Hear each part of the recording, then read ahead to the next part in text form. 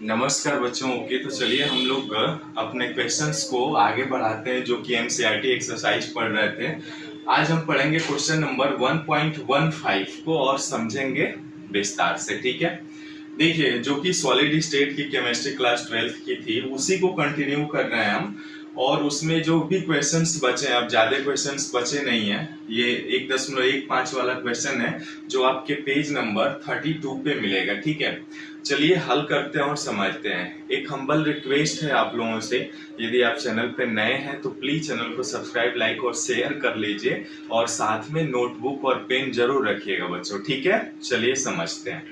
देखिए कह रहा है कॉपर एफसीसी जालक रूप में क्रिस्टलीकृत होता है जिसके कोर की लंबाई यानी भुजा की लंबाई 3.61 गुणे 10⁻⁸ सेंटीमीटर है। ठीक है, यह दर्शाइए कि यानी सिद्ध करिए गणना किए गए घनत्व के मान, यानी जो हम कैलकुलेट करेंगे ना तो ये आपका गणनात्मक मान आएगा जो घनत्व निकालेंगे, तथा मापे गए और प्रैक्टिकली इसको जो मापा गया घनत्व तो इतना था 8 मापे गए घनत्व 8.92 ग्राम सेमी इनवर्स 3 में क्या समानता है।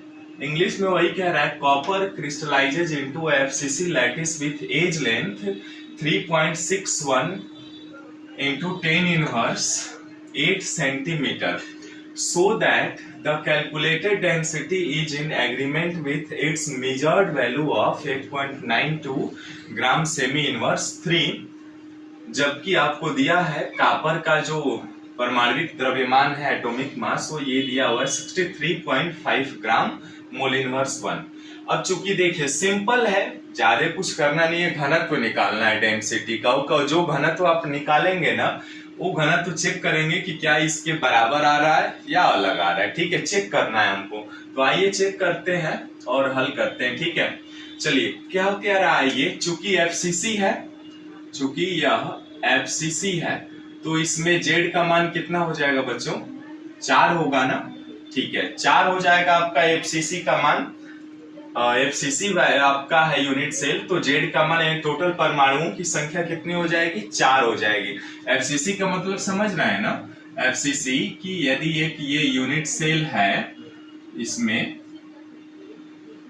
ठीक है, तो इसमें टोटल एटम्स कितने होंगे वही जेड का आपकी वैल्यू, यानी 8 तो कॉर्नर्स हो गए आपके, 4 ऊपर 4 नीचे, ठीक है, और 6 फेसेज हो गए, 1 2 3 4 ब्लैक बोर्ड के पीछे और एक आपके साइड 6।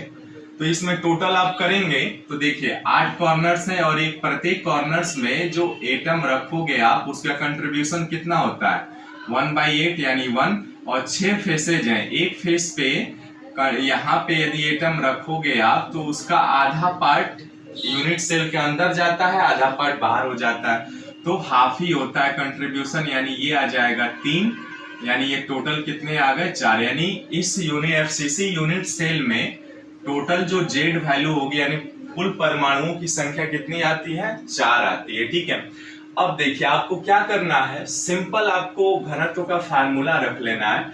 चूंकि एज लेंथ कोर की लंबाई, यानी कोर की लंबाई मान लिया हमने a है, ये जो भुजा है आपका ये a मान लिया हमने, तो इस कोर की लंबाई a बराबर कितना दिया हुआ है, दिया है आपका 3.61 गुणे 10⁻⁸ सेंटीमीटर। ओके बच्चों, ये दिया हुआ है, और आप जानते हैं एवोगैड्रोज नंबर कितना होता है 6.023 इंटू 10⁻23 मोल इनवर्स 1 होता है बच्चों ये।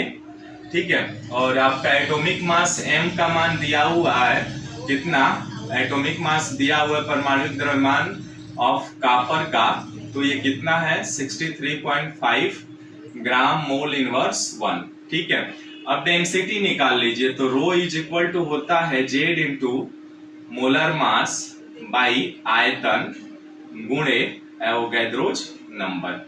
ये होता है ना बच्चों आपका जेड गुणे मोलर मास यानी m बटे n यानी एवोगैड्रो नंबर गुणे b हो जाएगा। ठीक है, मान रखिए जेड का मान 4 है, एटॉमिक मास कितना है ये रहा 63.5 बटे आयतन बराबर क्या होता है भुजा का क्यूब गुणे एवोगैड्रो नंबर 6.023 गुणे 10⁻23 मोल इनवर्स 1।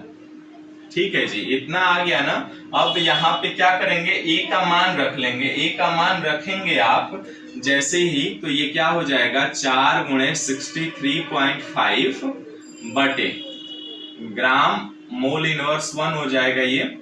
और अब यहाँ पे ए का मान कितना है, देखिए इतना है 3.61 गुणे 10⁻⁻8 सेंटीमीटर का होल क्यूब गुणे 6.023 इंटू 10⁻23।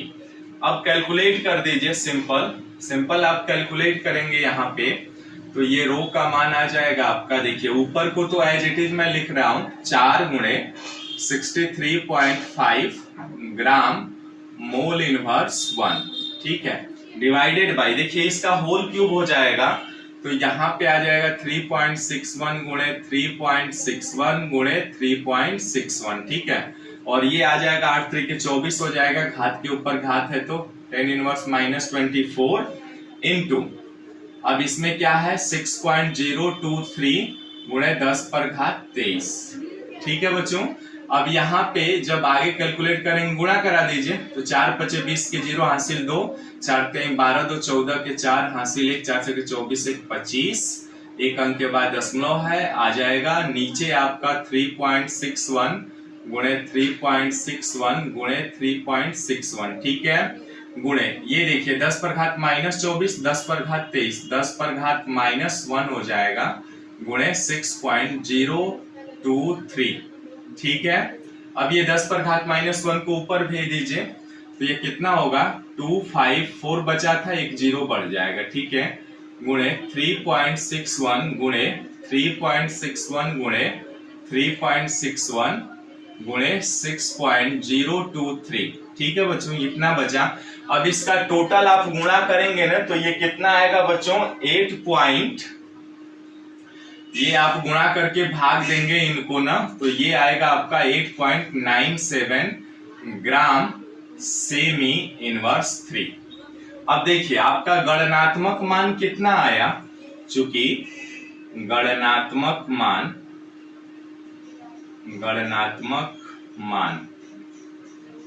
बराबर इतना आया ना 8.97 ग्राम सेमी इनवर्स 3, इतना आया। और आपका मापे गए यानी मेजर्ड वैल्यू कितना है 8.92 ग्राम सेमी इनवर्स 3, मापे गए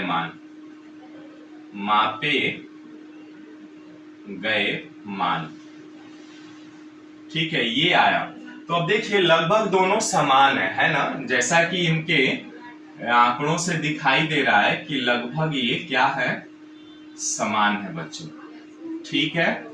तो सिंपल है, बहुत ही आसान है, कुछ नहीं करना था आपको, सिंपल आपको डेंसिटी जैसे न्यूमेरिकल हल किए थे ना, जैसे हम लेक्चर्स पढ़े थे जब हम लोग, तो उसमें डेंसिटी के न्यूमेरिकल्स हल किए थे ना, तो उसी को आपको सिंपल हल कर देना है डेंसिटी न्यूमेरिकल पे ही, और जो मान आप निकालेंगे गणनात्मक मान मापे गए मान के लगभग समान है, तो इसलिए हम कह सकते हैं कि ये लगभग समान है। ओके, तो इस तरह से आपका ये बच्चों क्वेश्चन नंबर 1.15 कंप्लीट होता है। ओके, आशा करते हैं समझ में आया होगा। साथ में खुद से हल करिए इसको, वीडियोज पॉज करके क्वेश्चन लिखिए और खुद से सॉल्व करने की कोशिश कीजिए, तभी आप सीख पाएंगे। ठीक है, मिलते हैं फिर नेक्स्ट वीडियो में नए जानकारियों के साथ। Bye bye, see you.